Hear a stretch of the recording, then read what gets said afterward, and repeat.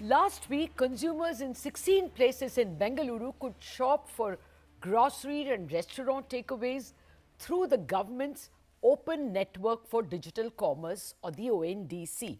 Well, they could have done that through JioMart or Amazon or Big Basket. Why ONDC?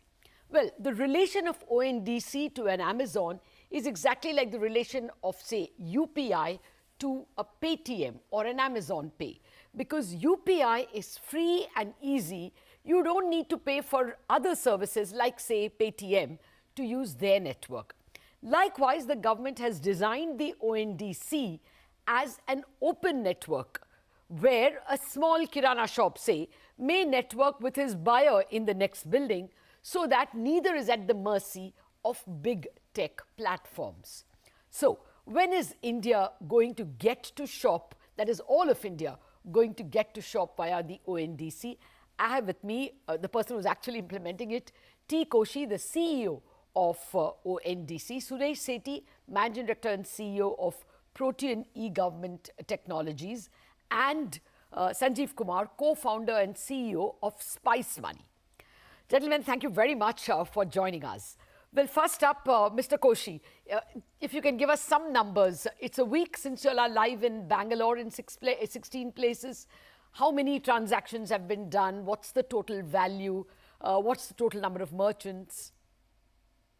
See, the way what we have done for Bangalore is that we have made it open to any buyer to come and place an order for grocery and food items from the merchants available in the network. We have about 6 buyer platforms and 12 seller platforms and 3 logistics platforms already live, with today about 500 odd merchants that is there. And we have now announced to the public, and gradually, as to be very honest, on a day probably about 100 plus transactions are taking place, some days more, and then people are just trying to figure out. The whole idea of this beta testing is enable people to come and test it out and give us feedback on what are the challenges that is being faced. And in the coming week, we have first 1 week we gave all the the buyer platform and seller platforms to get used to this new processes. And coming week, we plan to have some larger outreach. And with that, we expect the numbers to sort of go on more and more together. Okay. Let me get Sanjeev Kumar in. Sanjeev Kumar, your Spice Money is, I guess, involved as a partner in ONDC. Have you all encountered any glitches? Has it been as smooth as it would be if you were, financing some other platform? So, hi, Lata. So, Lata, we are right now we are a buyer app integrated with ONDC, and it's early days. Users have our network has started to use the app and the platform. We're getting orders, but again, like I tell you, like I'm saying, that this is too early days. This is just more about testing. People are discovering the platform, and the categories are only 2 right now: groceries and F&B. So I think this is only going to pick up with time, as and when more people get used to it, more people start to test this more and more. So that's our experience today. But I think the experience of onboarding with ONDC as a buyer app has been phenomenal, very proactive and very forthcoming. So we've had some really good experiences so far. Mr. Koshy, let me come back to you. Did you encounter any glitches? Were these 100 transactions smooth? See, if you look at the transaction has 2 parts. One is the technology part, other is the process part. Technology part's been going pretty smooth, working as expected. And in the process side, like as you would have appreciated, Lata, it's like different merchants, big and small. And they're all getting used to the idea of responding. In fact, many, at least 20-30% of these merchants have never done online transaction at all.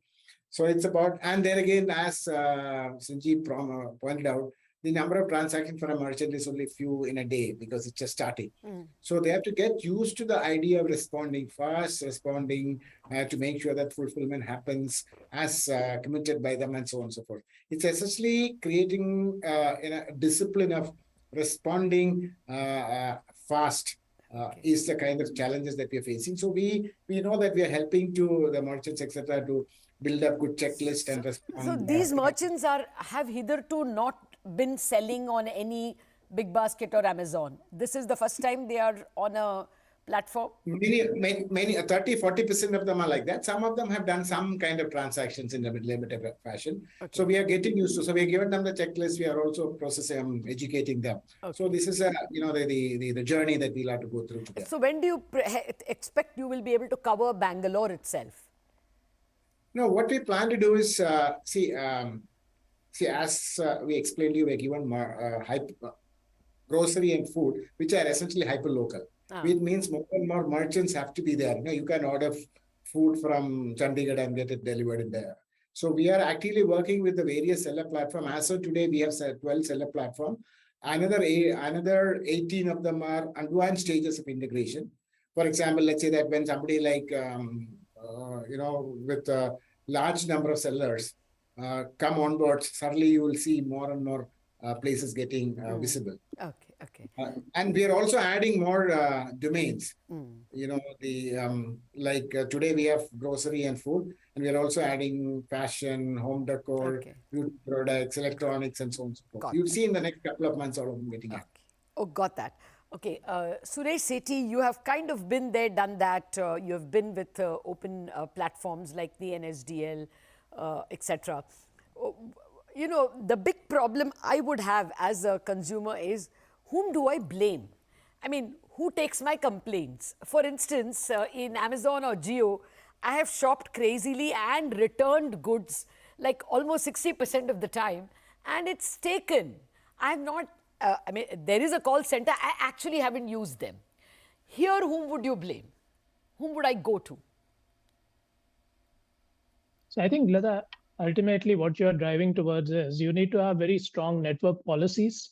So as the market participants, as we call them, the buyers and the sellers, when they are engaging with an open network like this, which is not platform centric in nature, so you don't have a platform owner end to end where the buyers and sellers are sitting on the same application, a strong governance has to be enabled, which means that on one side, the sellers enter into some very clearly and well-defined agreements with the network.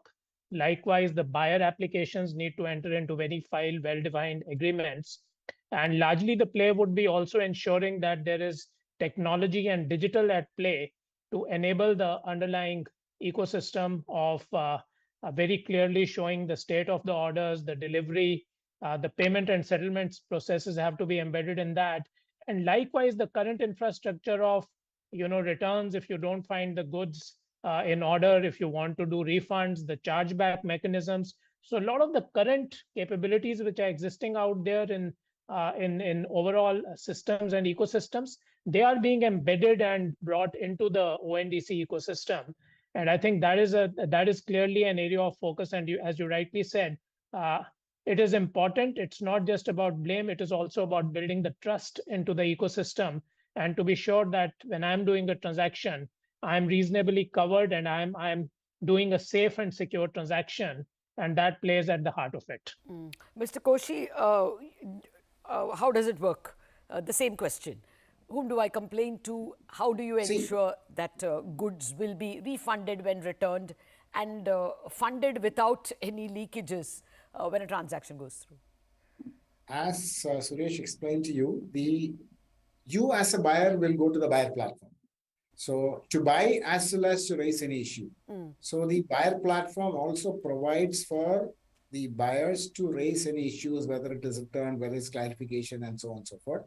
And the way system is designed, it will immediately will move this request or clarification to the seller platform digitally, because that's how the whole thing is architectured. And the seller, when he gets a response, then he has all the compulsion to respond and take action, because today, the only thing that is sustainable for the seller is the kind of service that he can give. And the network-wide reputation that we are going to, we have already instituted, and it will be published soon once you have some transactions that are coming, will ensure that if he doesn't, behave the way that is expected, it will be a big challenge.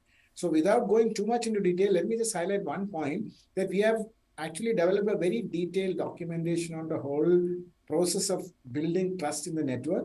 And that has been published for public consultation in our website last week. And many people have started going through and giving it feedback. And you're all open to do that. And as of now, the whole checks and balances that has been explained in this consultative paper has been very well acknowledged by the people in the industry and the users. Okay, no, but what is the short answer? If I return a good, is ONDC responsible for ensuring that my money is funded back? Is the particular platform through which I am going responsible? Who is the call center who picks up? The call center who picks up is your buyer application, because you cannot be one central sitting on solving the whole problem of the country. The way it is designed, each buyer application is the entity which is responsible for responding to any issues raised by the buyer, and who in turn will give it to the relevant seller or logistics provider and so on and so forth. Okay. So in that case, would it be that the Amazons and the Geos and the big baskets come and become clients or become sellers, platforms in ONDC itself? That question after the break, and I think that's a very important question, so stay with us.